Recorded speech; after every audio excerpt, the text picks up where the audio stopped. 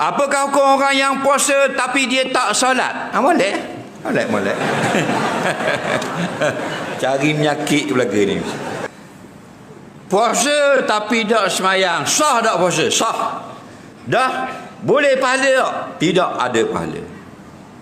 Nabi kata, kam min shaimin laisa lahu min siyamihi ilal ju' wal atash, atau kama qala.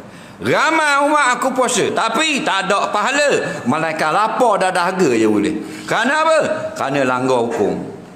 Antaranya yang paling besar sekali, meninggalkan solat. Akhirat kaki banyak mana pun puasa setinggi gunung, Allah dah tanya.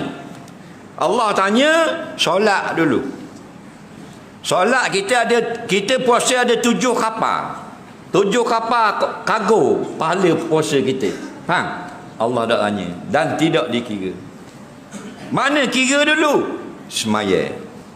Dalil Nabi kata, awwalu ma yuhasabu 'alal 'abdu yaumal qiyamah as-salah. Awal-awal amalan yang akan Allah ambil kira dulu hari kiamat, semayang. Tak ada semayang, masuk neraka habis. Lagi dah lewat kira. Kerana apa? Kerana umududdin, hadis lain as-salah. Tiang-tiang agama semayang. Tidak akan dia ambil kira.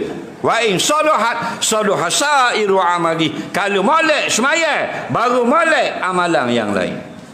Nampak?